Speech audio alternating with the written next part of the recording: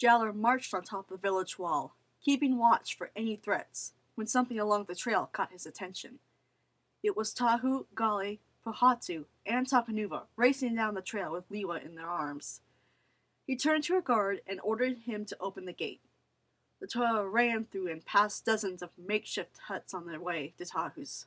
Tahu pushed the draped door aside and helped place his brother on his bed. All right, we need to act quick. Let us summon all of our healing powers. Tahu, Pohatu, and Takanuva drew out their weapons and placed them on Liwa's chest. They glowed and sent pulses of energy through his body.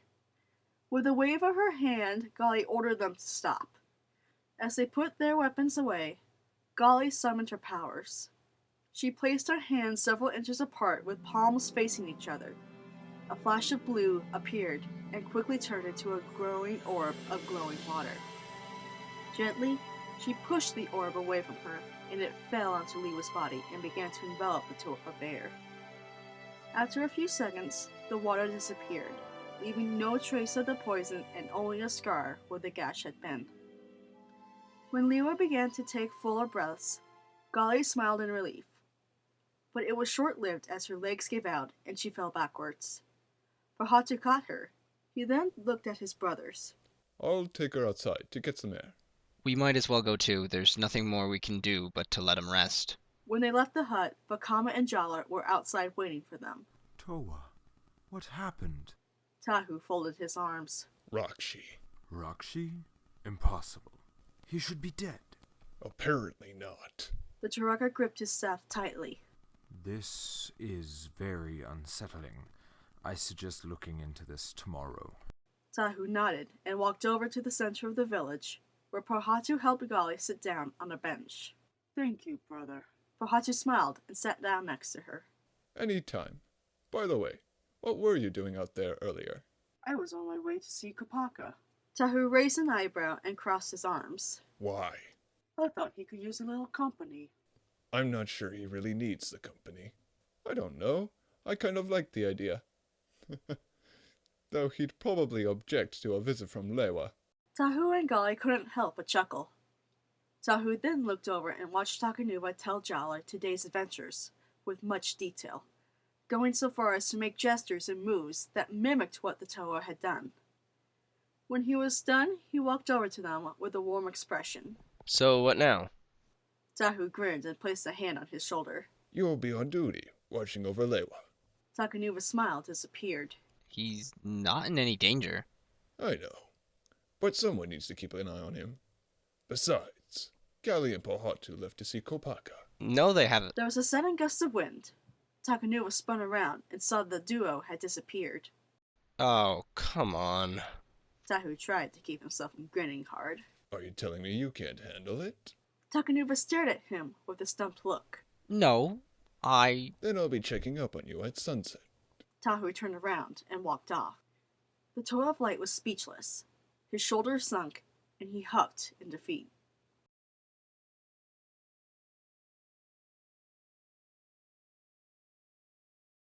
For over an hour, Takanuva kept watch on Liwa.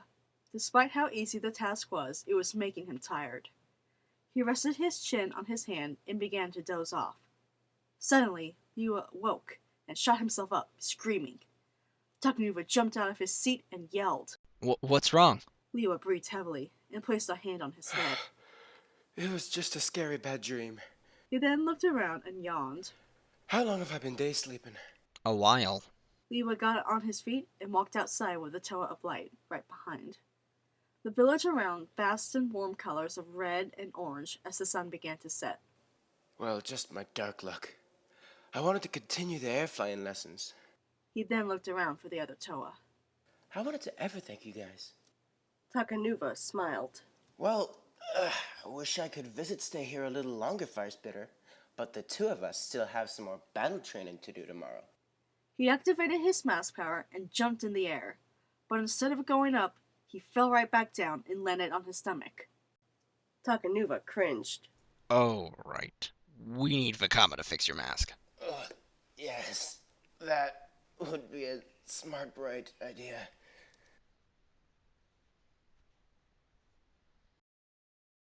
See, I told you, you would do just fine. In 30 minutes, we'll be in New York. BJ couldn't help but smile. He checked his instruments and made sure that they read the right altitude of just over 5,000 feet and dropping. He then looked up at the thunderstorm developing a few miles ahead. His smile went to a frown, and he gave an uneasy look at Captain Roswell. A little lightning ain't gonna hurt us. As the plane entered the cloud, a flash illuminated the mist around them. BJ was already tense. He tightly gripped the yoke and kept his body stiff as more lightning stroked around them. Seconds later, another flash left him second-guessing what exactly it was. Did you see that? Roswell gave him a questioned look. See what? BJ forced himself to look over the left window. I thought I saw a purple flash. Purple? There's no such thing as... There was a large flash in front of them, leaving the captain speechless for a moment. Purple... lightning.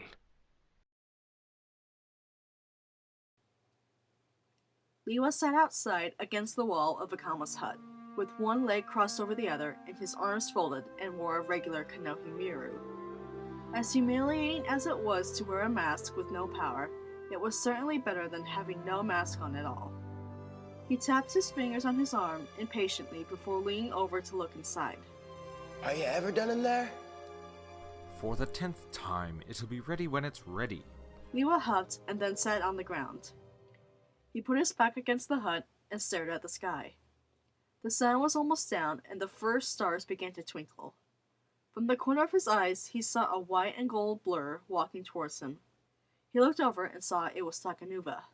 The Toa of Light sat next to him and stared up at the sky too. It sure is a beautiful night. Yeah, sure is. The Toa of Air put his hands behind his head and rested on them. He then looked over at Takanuva to tell him something, but as he opened his mouth, he stopped. Fire spitter. Did Water Maiden second check to make sure all of the poison was out? What do you mean? I'm sea dreaming things. He pointed in the western sky. Takanuva looked over and paused. He was confused as well, but his expression quickly turned to concern. He then stood up and marched away. Where are you going? The Toa of Light looked over his shoulder. To get Tahu. Shouldn't you two be back at your villages? He trekked near the Kauwahi and Liwahi boundary, with Gali and Pohatu following close behind. We would, brother. But we felt that you spend way too much time alone. You could use some company once in a while. I don't need company. He suddenly stopped and stared southward. Gali stopped and followed his line of gaze until she too was staring. Pohatu, however, was oblivious. Well, like it or not, we're gonna see you more often and... The sound of rolling thunder cut him off and got his attention. The three stared at the large thunderstorm growing in the Liwahi region. They would have quickly dismissed it if it weren't for the fact that the lightning was purple. Gali faced Kopaka with a worried look. You don't think he's back, do you? Don't know, but we should investigate. Control tower, this is Flight 374. Do you copy? All he heard was static. Control tower, this is Flight 374. Do you read me? Again, static. BJ gave Roswell a nervous look. We've lost radio contact. Must be the storm. Continue on course and... The plane suddenly shook violently. A red light on BJ's side began to beep and flash. What was that? It sure wasn't turbulence. Whatever it was, it must have breached the fuselage. BJ looked at his instruments and found he was right.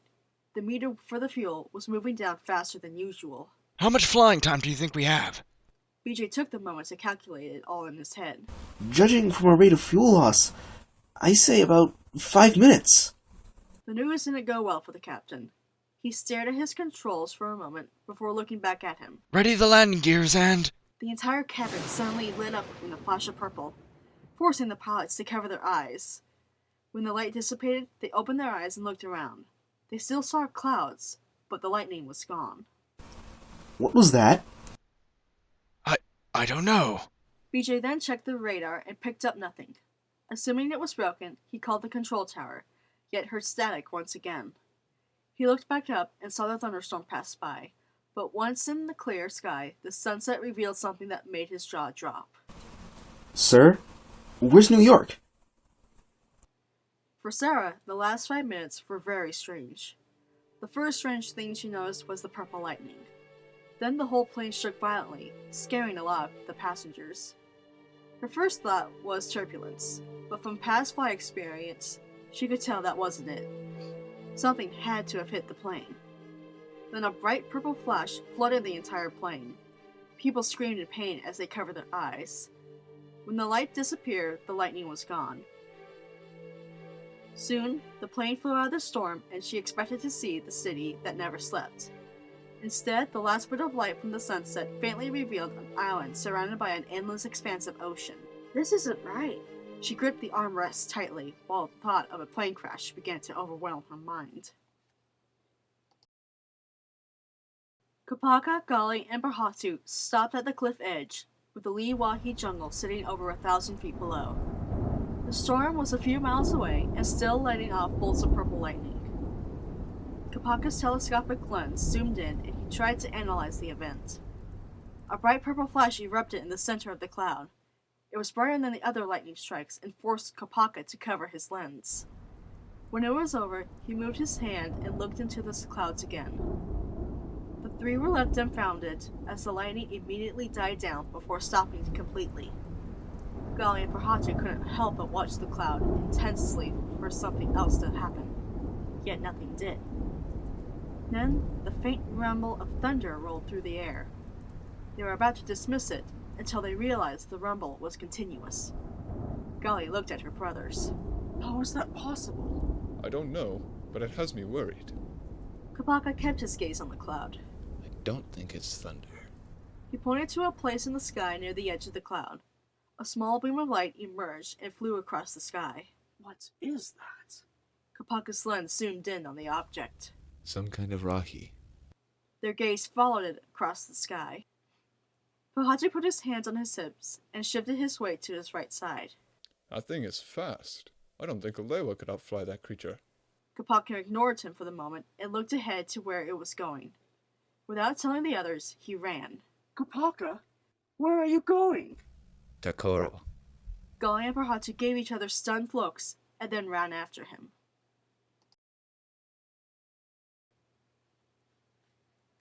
From the top of Takoro's wall, the Toa stood in watch. It wasn't until the lightning stopped and a mysterious light emerged that Jalor raised the alarm, and the city soldiers readied themselves for an attack. What is that? I don't know. He drew out his swords. But we're not gonna let it take us without a fight. The Toa and guards drew out their weapons and waited as the light rapidly approached the city. Tahu raised his hand in the air, and the soldiers aimed their launchers. The sound of thunder grew over the city. The Matorans stopped in their tracks and scanned the sky nervously for its source. Tahu kept his hand in the air and waited. When the unknown object was close enough, he gave them the signal and the Matoran launched their discs at it.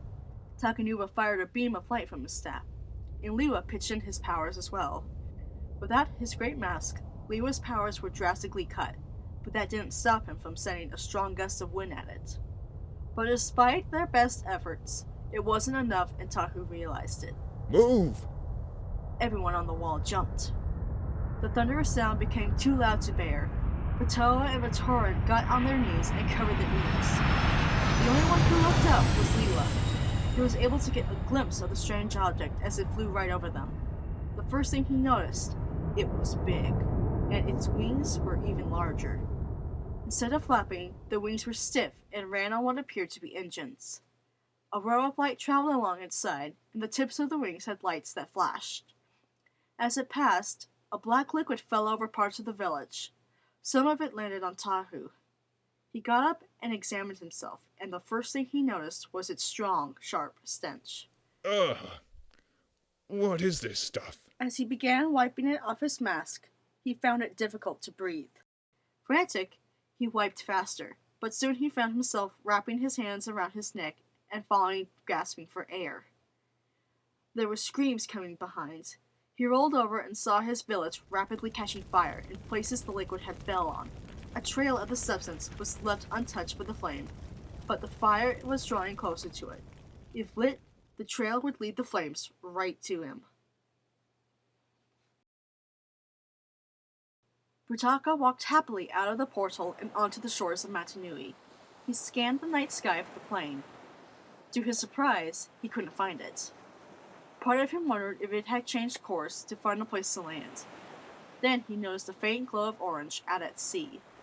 Oh, great. Missed it. He knew he shouldn't have spent so much time raiding stores and military posts for their supplies. He would have teleported the plane at the last second to save it from a tragic landing. Now there was no telling if anyone survived. His mask glowed, and he stuck his head through. 100 feet below him was a mess of floating debris and fire. If anyone had survived, it was very difficult to tell. He clenched his teeth and pulled his head back. For the next few days, he would have to watch the beaches closely and see who washes up.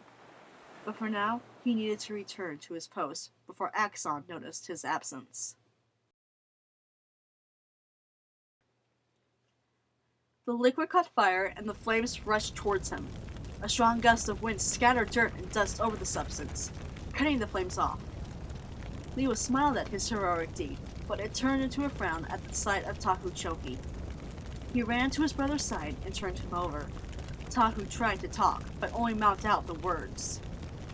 He created a small funnel of air above his hand and forced it through Tahu's throat. As his brother's breathing began to improve, he got a whiff of the intoxicating aroma the substance gave off, and it made him feel lightheaded. He looked over to Takanuba. Brother, fetch snatch me a bucket of water, ever quick. He then looked back at Tahu. Keep breathing, brother. Takanuba soon ran over with a large bucket and poured water all over Tahu. When the water reached his mask, it hissed in contact and slowly steamed off. Tahu sat up and coughed heavily. Are you alright? I'm fine. The fire still raged around them. Tahu picked up his swords and raised them in the air. The blades glowed a bright orange, and calling on his power, he sucked the flames into the swords until the inferno was gone. Tahu examined the wreckage. Many homes were badly burnt, but remained intact. He then faced his brothers. What in Mata Nui's name was that stuff? Don't know. The fire spitters tried to put it out with water, but it only made it bigger. What? Well, actually, it merely floated on top of it. He pointed to the puddle Tahu had been in.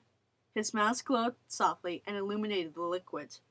It refracted the light into a display of bright, vivid colors as it danced over the water. Their astonishment was cut short as Turaga Vakama approached them, looking at the damage along his way. Turaga, do you know what that thing was? Or what this stuff is? I'm afraid not. I have never seen anything like this. This is something you will have to discuss with the others. But for now, we see to it that the village gets repaired. And speaking of repair... He pulled out Liwa's Miru. The Toa smiled in excitement. Thank you, Turaga Elder. He took the regular It was kanohi huge off big. and placed his true Must mask have been back at least on. 25 BO long. He felt his power and it was return decorated with and gave lights his along newly its body. restored mask a test flight. His brothers watched Don't as he know, soared but high you know into the nothing air and yourself of hovered. this creature as a cause for Liwa then concern. scanned the sky around him for the mysterious But creature. just in case, you'd better quick Tahu learn cupped how his to wind hands fly around a his fire mouth spitter. and yelled. What do you see? Nothing.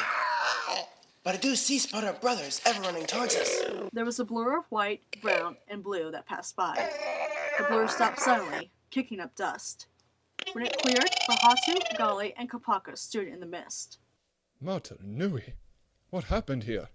Some strange creature flew over and nearly caught the whole village on fire. Kopaka stepped away from the group and examined the damage. How did it do that? It poured out a liquid that can catch on fire, floats in water, and releases toxic fumes that nearly suffocated Tahu. Bahatu and Gali had surprised looks on their faces. Even Kopaka showed a tiny sense of surprise as he glanced at Takanuba, but only for a moment. Did any of you get a good look at what attacked you? I did. Everyone looked at Liwa as he landed. He threw his hands far apart. It was huge big. It must have been at least 25 BO long. And it was decorated with lights along its body. Why didn't this thing stay to see through its attack? Maybe it's a quick air raid, Doesn't sound like something a Rahi would do. but it does sound like Makuda's work. I suggest we all go back to our villages and see to it that they're safe. Then we'll figure out how to deal with this creature. The Toa looked at him, unsure if it was the right thing to do. The only one who seemed to agree was Kapaka as he walked to the village gate. Fahatu and Gala eventually bid their farewells and left. Liwa left as well, with Takanuva tagging along. How are we supposed to take this thing down? Don't know, but the know-nothingness over this creature is a cause for concern. But just in case, you'd better quick learn how to windfly, Fire Spitter. Takanuva frowned and could feel his stomach tie into a knot.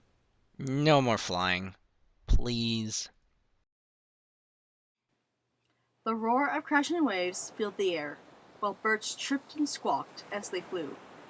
Slowly, Sarah opened her eyes. She stretched forth her hands to shield her face from the intense sunlight. When her vision adjusted, she yawned and sprawled out to stretch. She sat up and examined her surroundings. In front of her was a huge expanse of ocean, and when she looked over her shoulder, there lay a dense jungle. She stared at the forest with bewilderment. This can't be right. I should be in New York, not the Bahamas. She slowly stood up and then walked towards the jungle. There was a long and fat log at the forest edge. She sat herself on top and tried to think. When she couldn't recall what she wanted to know, she closed her eyes tightly and thought harder. A bright light, engine slowly failing, the plane suddenly shaking, and passengers screaming. Panic! There was lots of panic. She got her life vest on and sat in the bracing position. Then there was water rushing at her. Ah! She clenched her teeth hard and placed her hands on her head. When the headache stopped, she opened her eyes and stared at the sky. It immediately occurred to her that she was stranded.